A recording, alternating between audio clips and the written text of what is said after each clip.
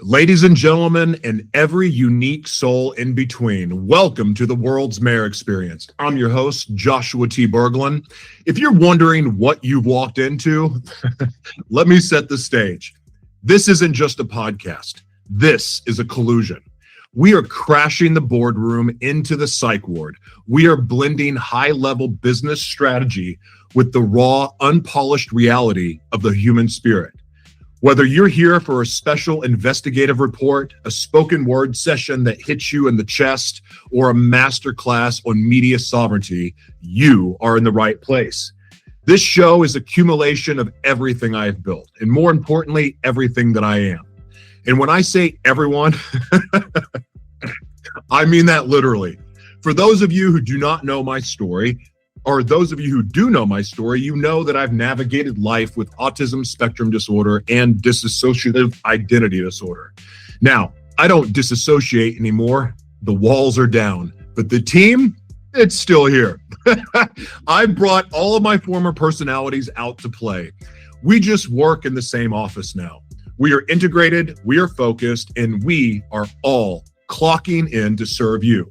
So if things get a little intense or a little funny or even a little raw, that's just the full committee showing up to work. We are also going to shine a light on things that the medical establishment ignores. Yeah, you might see the shaking. You might hear it in my voice. These are frequency-induced tremors. Yeah, it's a self-diagnosis because the doctors can't figure it out. But I know what it is. I have the research and I am the living proof. So I'm using this microphone to advocate not just for my own health, but for everyone out there dealing with invisible battles that the system refuses to acknowledge. I stand here today not just as a survivor, but as an award-winning producer, a #1 international best-selling author, and your advocacy actuary. I am the omnimedia architect helping you build a legacy that cannot be canceled. But today isn't about my story. It's about highlighting a powerful person who is rewriting the rules of their own reality. On the World's Mayor Experience, we don't deal in surface level chat.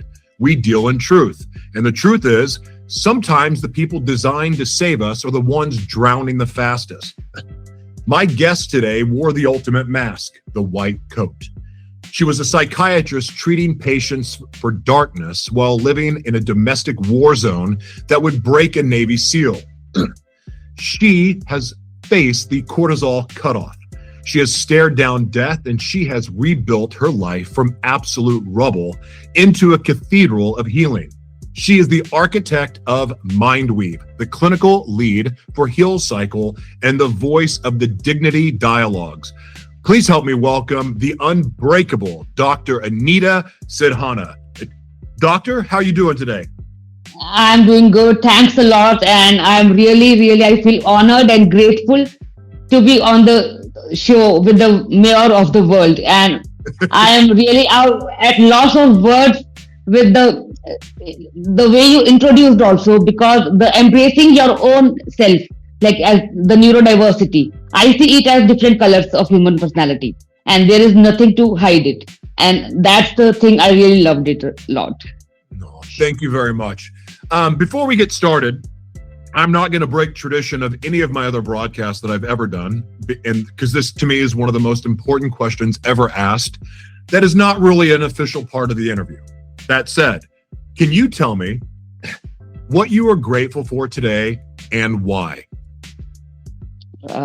I am here to tell about, like, basically break the myth that the education, socioeconomic status, and textbooks, they don't teach you humanity. It cannot teach you about the human relationships. And from golden crown to white gown, from red carpet to hospital corridors, gender-based violence spares no one. It does not have any caste, any socioeconomic strata. But still, the people are hidden behind, and the wounds are deeper, and nobody talks about it. So I want to end the gender-based violence. It can happen only when we talk about gender equality. And when men start talking about the change will become unstoppable. That's a dadgum good gratitude answer. I love it. All right, Anita. It's Dr. Aninda. Aninda, Dr. Aninda. Okay. Dr. Aninda, are you ready for your questions? Yeah, I am quite thrilled. So on this show, we talk about unmasking humanity. You wore the ultimate mask of authority, the white coat of a psychiatrist.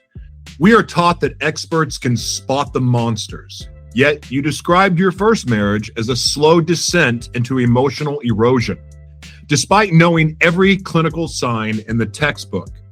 I want to start with the paradox. How does a mind trained to diagnose darkness get seduced by it? Does the intellect actually become part of the blindfold? So yeah, first of all, as I initially started, textbooks cannot teach you about the human relationships. And I not only wore the coat of the expert authority, even I come from the family of psychiatrists. So we all, four of us were blind, like my father, mother, and sister, we all are psychiatrists. And my first husband was also a psychiatrist, surprisingly. And yes, the human mind is very complex enigma. And I will say intellect, definitely it went out because you get so high on the emotions. But the reason is the narcissist I lived with. They sell you the sweet dream, but give you the nightmare in the end. They are so charming abusers, you can't even imagine, because till now I can't believe like how it could happen. They will be the kindest soul in the world except behind the closed door. And anybody can fall in love and not able to understand what's happening. So that is the rates of the charming abuser, and you get manipulated. And of course, love is blind. And definitely when you are high on emotions, you at times lose the judgment. My judgment was impaired at that time, I believe. Love does make us kind of stupid sometimes.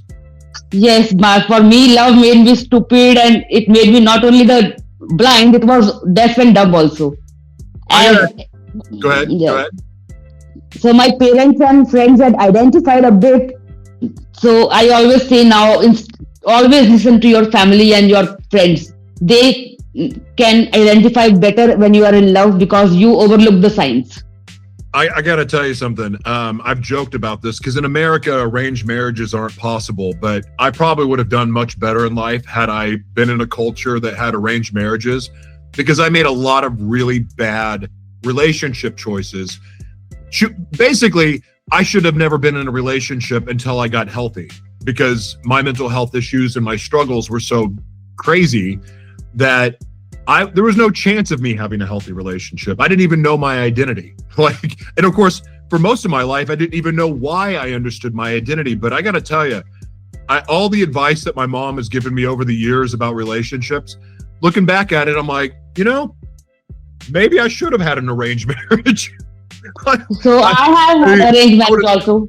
Do what? My second marriage was arranged marriage. So, I mean, I don't know. I don't know if there's a perfect science to it, but I really did love your point, because our parents, or even if it's not our parents, having an outside observer to give us a different perspective matters. Yes, absolutely. Say if you're fighting with your spouse, for instance, well, I mean, you may not even have the ears to hear what your spouse is saying, so you can't hear and digest what's being said to you. So whether it's you don't know how to apologize, you don't know how to fix the thing that evidently you broke. So it's always good to have an outside perspective. But honestly, who else other than ourselves, who knows us better than our family? So well done. I love that. Absolutely. Like every story has three sides. My side, his side, and the truth. Because everyone has something, some bias must be there, of course, in my story, in his story, but the truth is different. Mm-hmm. So I've been writing extensively about the cortisol cutoff and the biological reality of executive burnout. I argue that by 2 p.m., most CEOs are cognitively impaired. You were living in a domestic war zone, confinement, physical violence, the threat of death, while practicing medicine. Take us into the biology of that survival. When you were treating patients, was your own cortisol system screaming? And how did you function professionally when your body was in a state of biological collapse? So absolutely, my body and mind was in a state of biological collapse. But one, you talk about the cortisol cutoff, but I talk about adrenaline rush and the dopamine. One needs dopamine and adrenaline rush, and I get that from seeing the patients and from my psychiatric training at IBHAS and from my parents. I had learned to cut off. Like, of course, we have to have a non-judgmental attitude, and we have to cut off our own perspective to see the patients. So absolutely, and that was the only dopamine and adrenaline rush I used to get. So that is the reason I managed to see the clients. If I could not see, I would have not been alive, could not have made it. Mm. I use the term shadow prisons to describe the cages we build for ourselves, the jobs we hate, the secrets we keep. You were in a literal prison of control, but also a shadow prison of respectability. You were a successful doctor with a secret life of abuse. Why is the shadow prison of the high-functioning professional often the hardest one to break out of? Is it because the bars are made of gold? I don't know. Maybe bars are made of diamond, not only gold. Because being from the because coming out from the second marriage was the only thing was I kept on thinking like, what will society say? And that is the biggest illness we have, especially in India. It is what other four people are thinking about you. But you don't know, nowadays nobody has time to think about you. Even a person sitting beside you does not have time to think about you. And yes, the bars, because our society and gender stereotypes are like that. If a woman speaks about sex, so everyone wants a child, but a woman talks about sex, she is labeled. And everyone speaks loudly, but if a woman talks loudly, she is labeled being bossy. Why? So, but still, I was also having that prison, and the difficulty to break that prison was my own mindset that what will be my father's reputation? The only thing I had in my mind, that what will people say about him? That girl had come second time. So I believe that was very stupid of me, because the moment I told my parents, and they were like, "What the hell? Who thinks of the society?" And just come back, and both the marriages, it was not even 1 second I stayed extra. Mm. So, men are going to have to wrap their head around that the world is changing. In other words, the male-dominated world that we've grown up in is no longer. It doesn't exist. It's changing. Women are stepping into power, and things will go much smoother if men just appreciate and support this change. And the reason why I say it is because the change is coming no matter what. We had our time in power, if you will. We've controlled, we dominated, and guess what? We were not good stewards of the power and authority we were blessed with. We took advantage of our situations.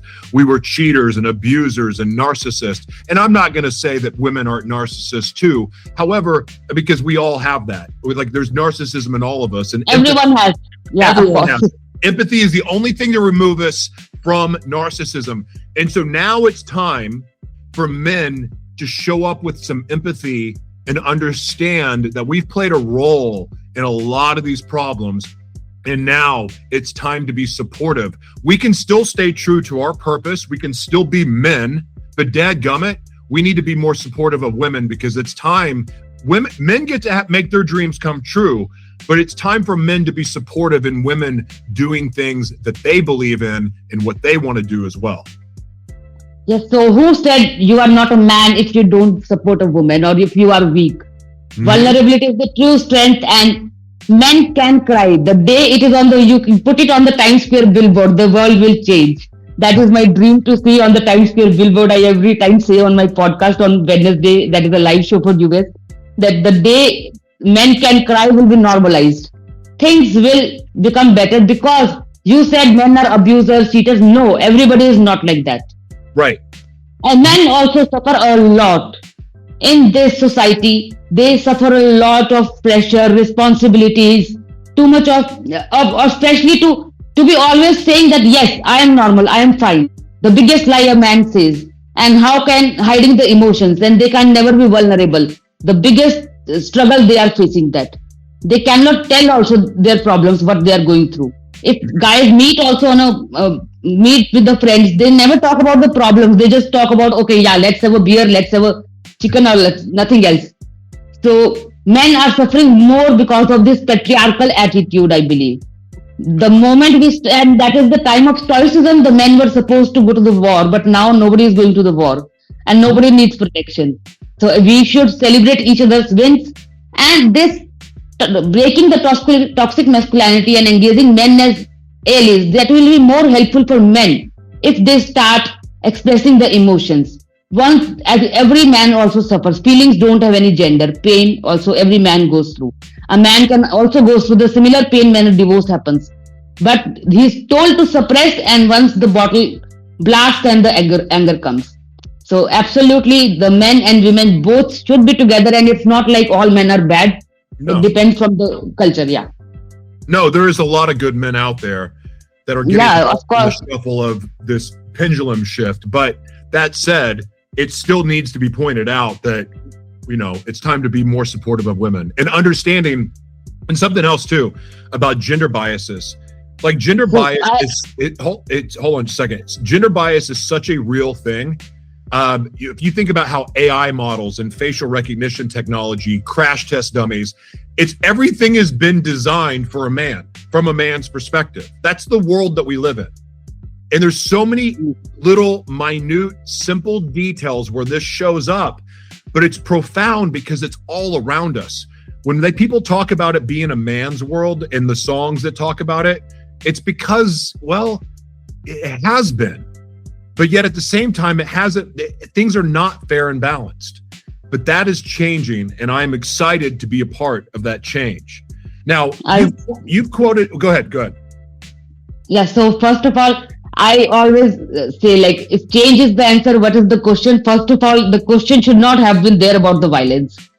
So we all are equal in this world, and it's not about being a man. It's about being a human. Amen. That is the best thing. Yeah. Amen. And AI, I think algorithms, we have built AI Tara that does not talk from the perspective of a man. So it's not that men are ruling the world. It's just we have made the stereotypes hold, and men also cannot say what they are suffering. Rather, I always say they are going through a lot of pain. And as Maya Angelou said, that everyone has a story. Every woman has a story. But I say every man also has a story. And there is no greater agony than carrying an untold story inside. A woman goes, gossips, and vents out. But a man never. I agree with what you're saying. And another thing, going back to another comment that you made about men need to communicate their emotions. There's too many men out there that have been molested, have been sexually abused. Of course. LGBT community. What now? LGBT community is the abuse is much higher in that community as compared to the female, like gender-based violence.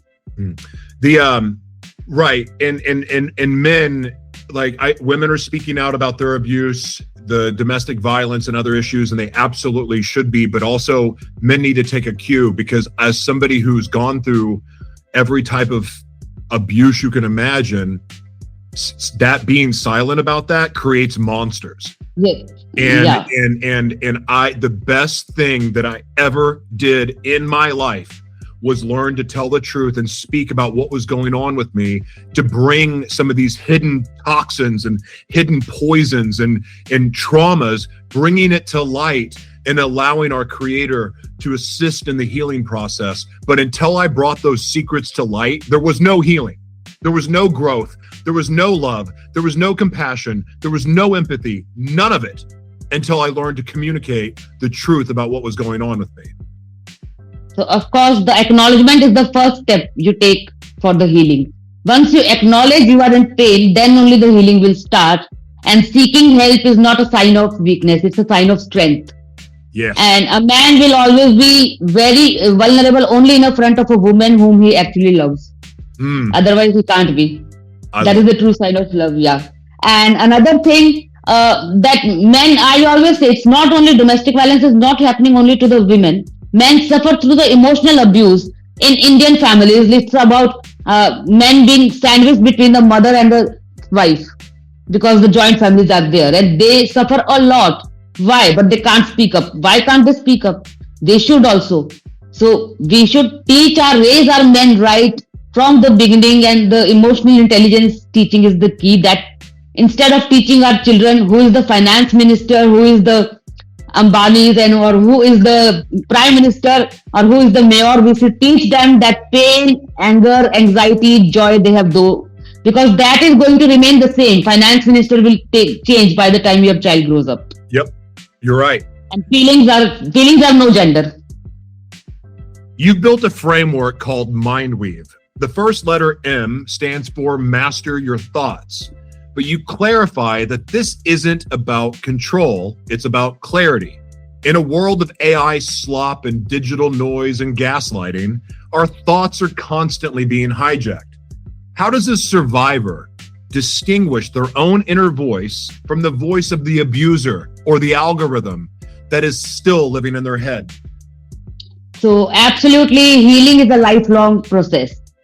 It is not linear, and it is a lifelong process, and grief is the price we pay for love. And I have accepted that the post-traumatic stress disorder and sometimes the problems are going to come in my life. That is a part of my life. And definitely it is at times I get the voices of the abuser, like about the gaslighting and why I went through all that. But that is now the part of my life. It cannot be removed from me. So it has to be accepted. And yes, Mindweave is about mastering your thoughts and more than that, mastering your emotions. As the once you reclaim your own power, like don't give the steering wheel of your life or your happiness in anybody else's hand. That is what mastering means. That's the clarity. The I in Mindweave is integrate self-care. You call it a boundary practice, not a spa day. I believe in the kill switch protocol, the absolute necessity of disconnecting to survive. Why is setting a boundary the most dangerous thing a survivor can do? And how do you integrate safety in a system designed to breach your borders? So first of all, absolutely you said the kill switch is definitely, the true. I always say Annie Lamott had a quotation that once at times you have everything starts working again once you unplug even yourself. So we have to get out of the digital detox and all the things, take a break. But yes, the integrating and the boundary setting is important because a genius is one who knows when to stop. Takers don't have any limits. Givers have to know that genius has to know when to stop, and that is the time when you realize, no, it's enough now. And you have to set your own boundary and start thinking, yes, I love myself also, because letting go can be the last act of love. It's not about, because sometimes the holding on, there is a image on a very nice image that holding on to the rope is causing so much of bruises, but if you let it go, it releases. So letting go is the last act of love, and that helps both the parties at times. Both are suffering in a relationship. You are the clinical lead for Healcycle, which features an AI companion called Para, represented as a jellyfish. Now, I've been critical of the AI slop era and the vampire brands that suck the soul out of creativity. But you are using AI to heal. Why a jellyfish? And be honest with me, can a piece of code really offer empathy? Or are we just staring into a digital mirror because we're too lonely to find a human? No, absolutely. First of all, I always say AI can never replace the human empathy and human touch. And I also never believe in that. But the AI, where it helps, that it gives you the map at least, because no doctor, no psychiatrist, no mental health practitioners will be sitting at the clinic to listen to you at 2 a.m. when the suicide thoughts haunt you, or when some depressive thoughts, negativity comes. They will not be there. So once you feel being heard, being listened, and then there is a listening ear can only turn the life around. And that is the thing. And definitely with AI, Tara, it's like it does not treat, it just listens. And women, anyway, menstrual cramp also calm down if they gossip. So they need someone to talk. And men shrug them away while during the menstruation period, no, don't talk and you are being dramatic. So they have a safe space and community. And in Tara, there is an algorithm that once we have the questionnaires, screening questionnaires. Once it detects there is some severe issue, the client is referred to me for treatment, because they can't be treated, of course. But I want to know about Bully Buddy, because you say about AI slop, and then you are partners in Bully Buddy and Neuro Buddy, I think. Or no? I'm part of Bully Buddy. I'm not. Yeah, so I'm an AI proponent, but I'm about ethical. Okay, you're AI proponent. Okay. Yeah, I'm about ethical and responsible use of AI. Yeah, ethical, responsible use of AI, because everything has a double-edged sword. Right. And yeah, so it should be like hard tech. Like recently, my sir had built an app to detect ADHD, and we call it that it is a BAYA, that is a health tech with the heart. As it has used the Bayesian theorem, and like I'm not very technologically sound, so these things it has used to bypass like. Yeah, I am absolutely about the ethical use of AI and the responsible use of it, because it's here's the thing, it like with our cell phone. Our cell phone is a beautiful, amazing resource and tool, but it can also be part of our enslavement. AI can be part of our enslavement, but if we recognize it and use it as the tool, and we are responsible adults with it, it's a miracle. But if we don't, then it's going to be a problem. So AI slop is not saying AI is slop. It's an actual term, because people have just forgotten to use their brains, and they're just throwing anything AI and just creating stuff to create it with no purpose and no sense, and just junk, and like whatever prompt I can throw in, this is what I'm going to produce. I'm not about that. That's not the responsible way to use it. It's not. And on top of that, if you let it control your life, or you let it do everything for you, you're missing out on the human experience. You're just turning yourself into a robot. And you can still be human. In fact, we can become more human than we've ever been with AI as a tool. But we can also turn ourselves into cyborgs with AI. Monster. It's a choice. Yes. So in Mindweave D, in Mindwave, D is for develop resilience. You say resilience isn't just bouncing back. It's knowing when not to. That is so profound. We often praise women for enduring the undurable. When does resilience become a trap? When does your capacity to handle it actually keep you in the shadow prison longer? So absolutely, the myth, that gender stereotype I talk about always, that has to be broken, that a woman, if she is enduring everything and endures the pain, she is strong. It's not about being strong, because out of vulnerability comes your strength, and you have to love yourself first. That will be start of a lifelong romance. Until you love yourself, otherwise it can't be work out. And then resilience, nobody is born with resilience, but absolutely during the childhood, if we start teaching about coping skills, about the resilience, and about the emotional regulation, the resilience develops. And resilience is not about bouncing back, it's about bouncing forward with a purpose. And because I believe best revenge is massive success.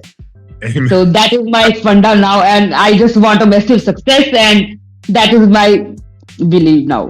That is my opinion. I agree 100%. I want to go deep into a metaphor of the aura, the Northern Lights. You've connected with this imagery, but the folklore is complicated. In Iceland, legends warn pregnant women not to look at the lights, lest their children be born cross-eyed. They are beautiful, but they are considered dangerous, spirits of the departed, or the tail of a fox. As a survivor of reproductive trauma, how do you reconcile this? How do you reclaim the aura from being a warning of danger to being a symbol of your own rebirth? So absolutely, ignorance is bliss. I didn't know about these stories till you asked me this question. I was never aware of it.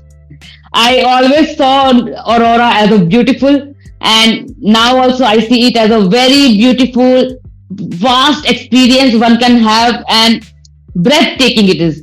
And it just reminded me that we are so small in front of the nature. And another thing, that we spend so much money going out to watch the northern lights or rainbow.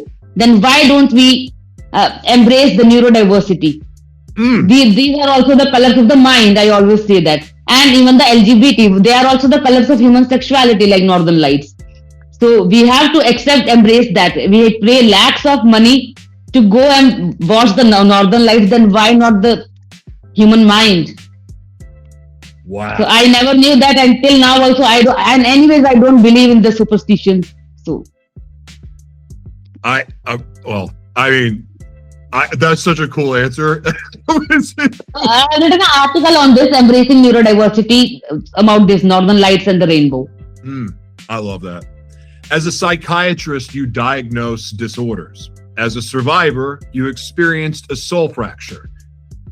Do you believe that what we call mental illness, depression, anxiety, PTSD, is purely biological, or is it a form of spiritual warfare? Are we medicating symptoms of the soul that is screaming for liberation from a life it can't tolerate? So absolutely, even as a psychiatrist, my voice is clear. Are you okay? Yeah, no, my voice is clear, I must. Even as a not only about the survivor, even as a psychiatrist, from the beginning, I have been taught that any mental illness is a result of a bio-psycho-social spiritual model it follows. It cannot be only the neurobiological changes, because biological changes happen, but still the psychology plays a very important role. One person can respond to the grief in different ways. One person can respond to the adverse life event for a lifelong time, can have suicidal ideas, and similarly another life event cannot have. So adverse childhood experiences, the psychological beliefs, that also play a role. And social, until and unless you have a good support system, how will you heal? You cannot heal in an environment which is cutting you. And then the spiritual, of course, the one who finds his why, that is the spirituality. Once you have a why, you can make it anyhow. So biopsychosocial spiritual model is to be followed. And definitely, I don't believe in overdiagnosis, because normality is a myth. Everyone is fighting a battle. Everyone is going through something bad.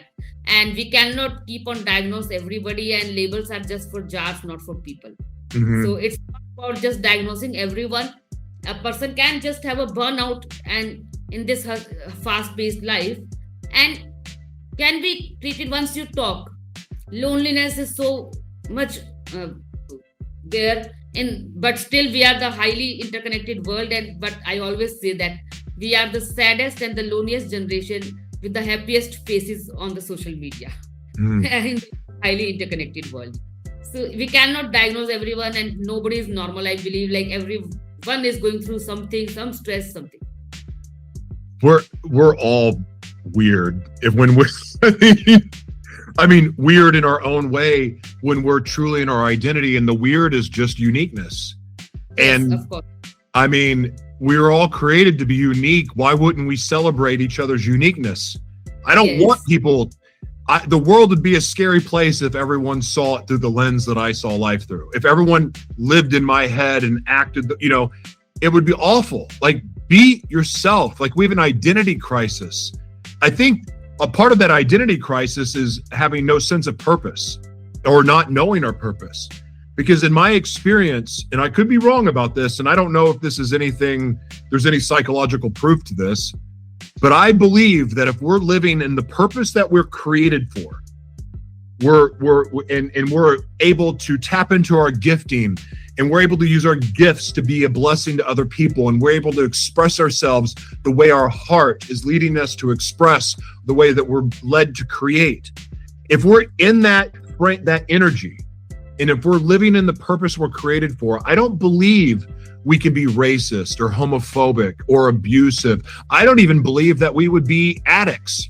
Like, I think that we would give up our addictions. The things that we know hurt us, the things that we know that interfere in our life, I believe we could get rid of addiction if we got people living purposefully.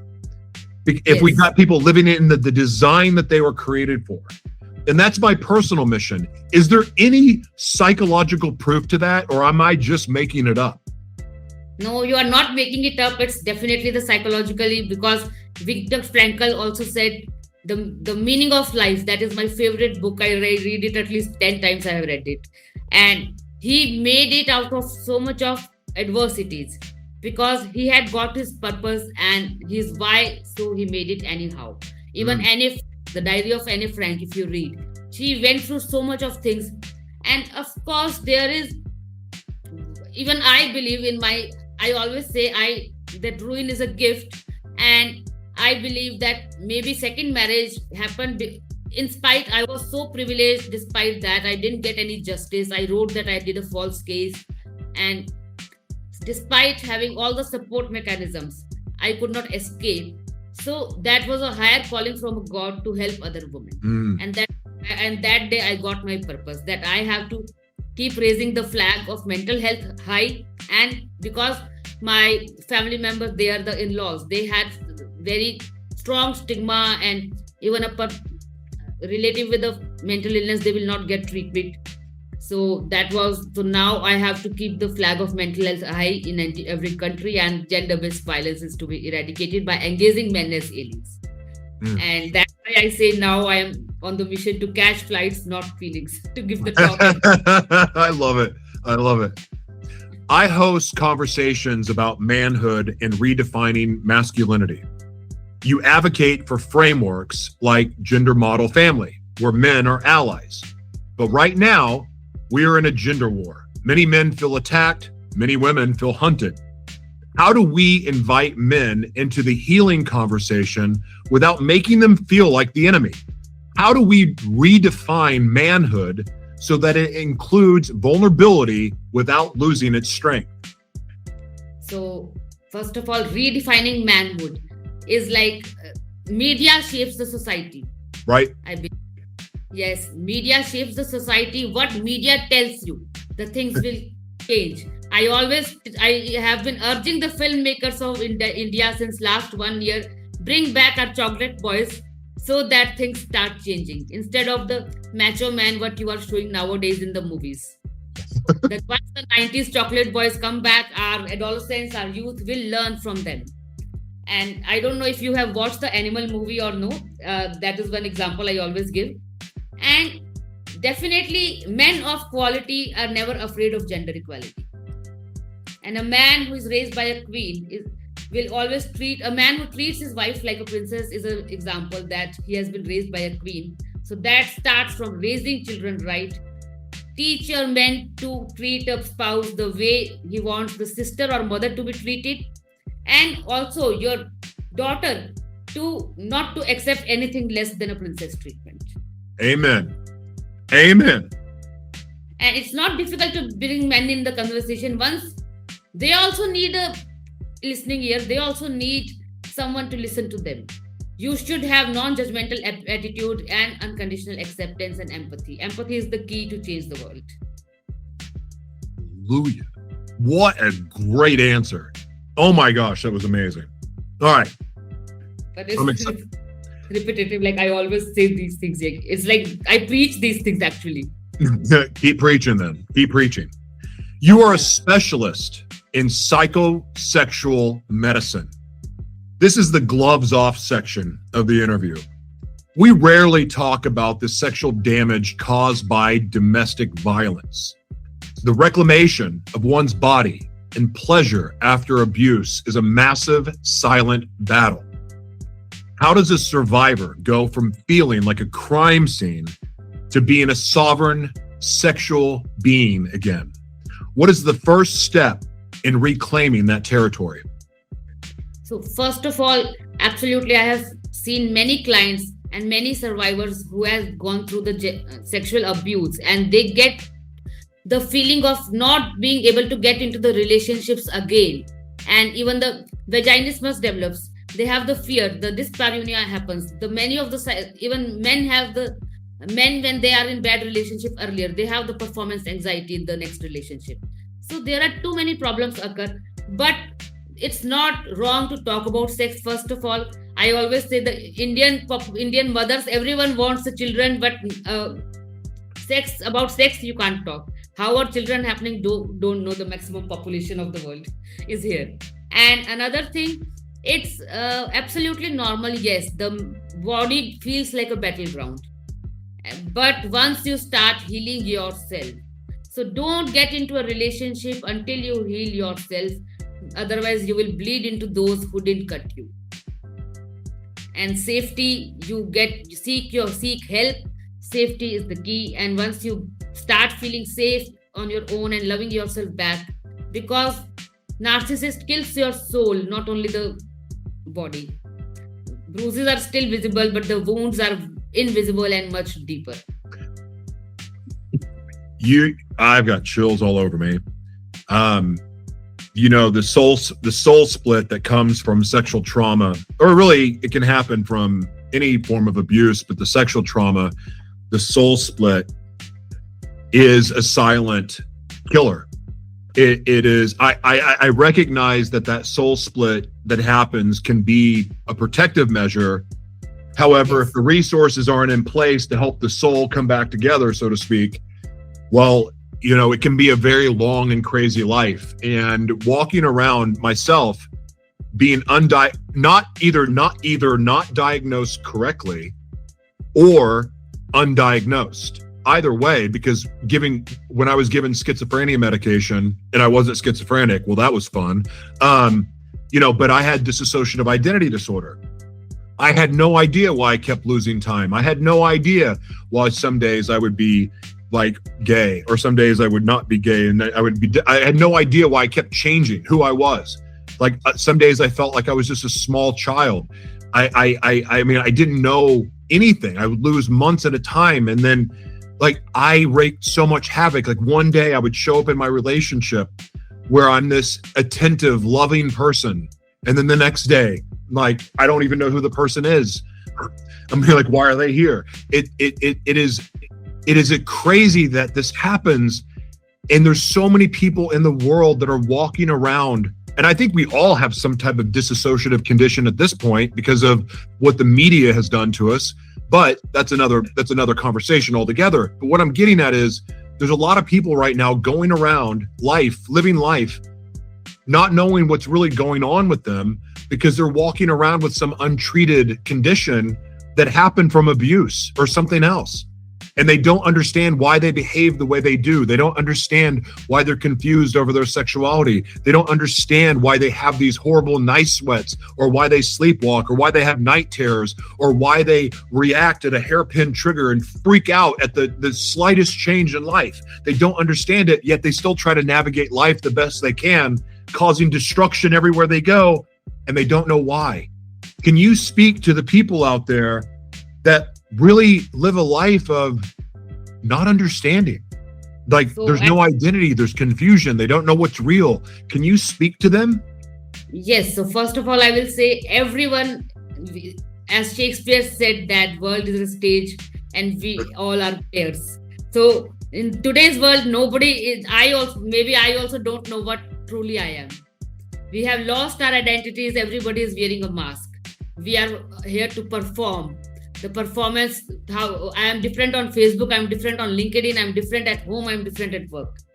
So that performance has that, and Franz Kafka once he said that I didn't know life was a costume party and I went out without a mask. That was so we all are wearing a mask. Why? We should not wear that, and that's why I say be authentic, be empathetic, and seek help. Once the mask will anyways fall down and nobody cares. In the end, you have to care about yourself and love yourself. Amen. So absolutely, it doesn't matter about about the dissociative, definitely unresolved trauma. It causes a lot of problem because the body keeps the score. And our mind and body are married to each other. One suffers, the other sympathizes. So absolutely, whenever any unresolved trauma is there, a person is going to suffer later on, and the dissociation happens because of that. Mm-hmm. Cannot be. They are not separate. Such a good answer. You're building. Not like we have to diagnose everybody, but normally also people are wearing the mask and multiple identities are there of everybody. Without titles, we don't know who we are. I sympathize with that. You are building towards is it pronounced AWAS? Huh? You are building toward AWAS, the sanctuary for survivors. Yeah, awaz, it means sound. Okay. Awaz means sound, to break the silence. Oh, I love that. So that, like, I will build an NGO that awaz, one should break the silence, and or else gunj, like echo. Thus, that silence should keep on echoing for the broken and then echo in the minds of others also. So, but gunj is already there, one NGO. And my mind frame is to the healing justice and the dignity dialogues, which I have already written. The healing justice is, firstly, you have to heal yourself. You start loving yourself. You have to go to I have myself gone to the therapy. I never denied that. And now also, as I say, post-traumatic stress disorder, it is lifelong maybe. I keep on at times I feel, okay, today I should get my screening done. Maybe I'm getting stressed. So there is no shame in that. And healing it's not a solo act. So keep your support system and nurture your network. I always feel very proud that I have friends who fight for me in the rooms where I am not. And sometimes a parked car conversation is like a lifelong therapy. Just 5 minutes, you stay with your friend, even don't talk or just have a cup of tea. Your lot of burden goes away. So connection is very important, and nurture your connections, and don't let anybody take you for granted again. As I say, I will always remember whose daughter I am, and whenever I'm overwhelmed, I remember whose daughter I am, and I straighten my crown. I love that. So I never let it. So definitely support system is the key, and survivor-led advocacy, I believe, is much more important than any treatment, because as a psychiatrist, usually the treatment starts. But as a survivor-led, even my practice has changed a lot after going through the abuse. I have become more empathetic and on picking up the clues, like why this person is complaining of a sexual issue, or why is it like that headache is not going away, and then I talk to them and then get to know like what's wrong. So it's like survivor-led advocacy, because with the survivor-led advocacy, other people who are going through abuse, first of all, they know that they are not alone. They have that empathy, and they get the power also. Yes, if she can rebuild, I can also. So it's much more important than the psychiatric treatment. So that was my vision with the survivor. And another is to bring men as allies. As the moment the men start talking about equality, things will definitely change, because it has been long. Since long we are speaking, women are crying, we are being beaten up, and nothing is changing. Or first of all, why? And it is not the battle of the sexes. It's about humanity. Amen. Yeah. So it's humanity. It's not the battle of the sexes. And definitely we have to have mutual trust, responsibility. So women are also equally responsible, because I believe social media has given feminism a lot of wrong turn. Women start struggling away from the responsibilities also that they have to do, but the feminism word has taken a wrong turn. Feminism does not mean a woman who is unhappy and does not have a husband is wearing a lipstick or does not know how to wear a lipstick. But feminism, even I have seen many men who are bigger feminists than women. So absolutely, it's like even many women, they are taking a wrong advantage, like struggling away the responsibilities. But if you want equality and you want your husband to take care of the household work, you should also support him and be financially literate equally and take the responsibility. It cannot be turned away. So it's about equality and mutuality, basically, because biologically we are different. Right. So we are the Anti-Niche Network. We don't fit into boxes. If you could strip away the titles, doctor, survivor, CEO, advocate, and leave us with just one raw, unfiltered truth that you know for sure, what is it? Not what you think, but what you know in your bone marrow is true. I know that I am not alone. I have friends, family, and I'm always grateful and blessed.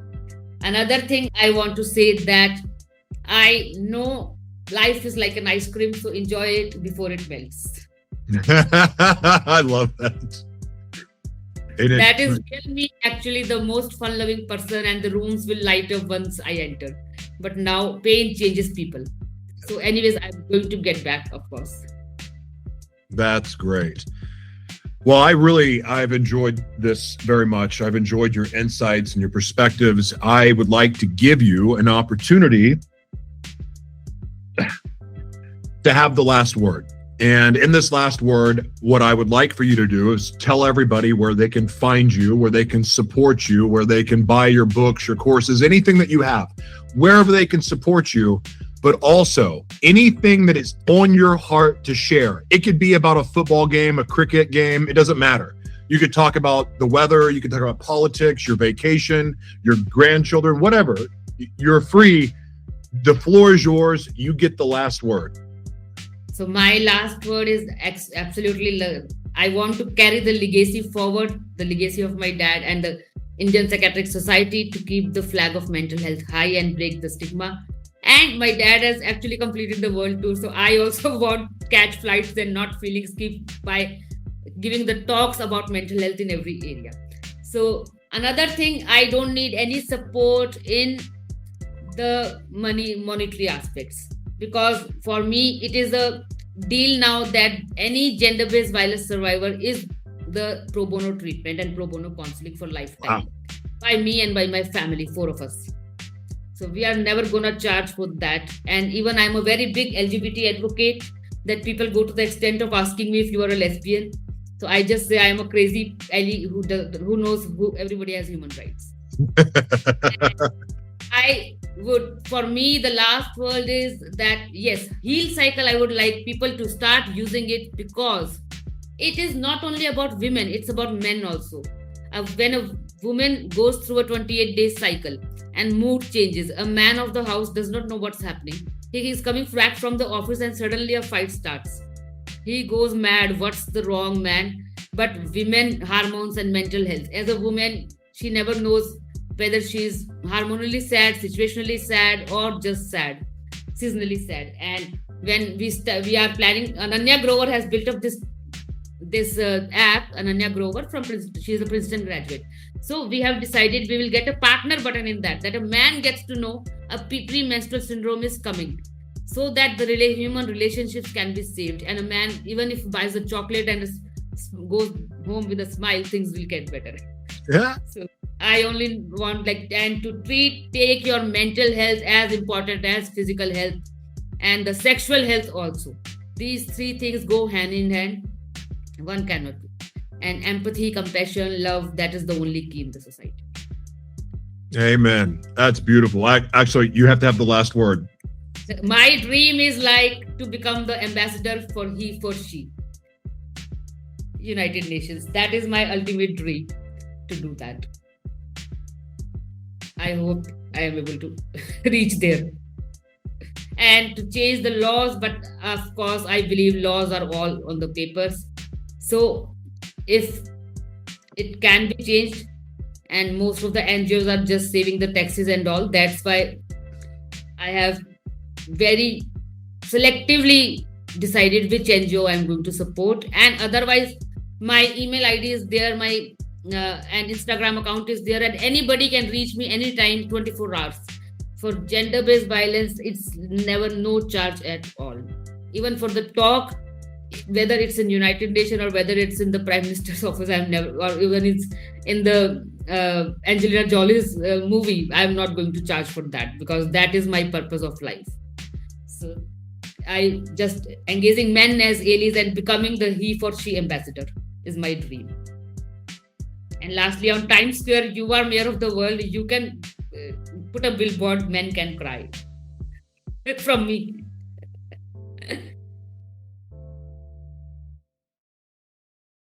Generate by AI.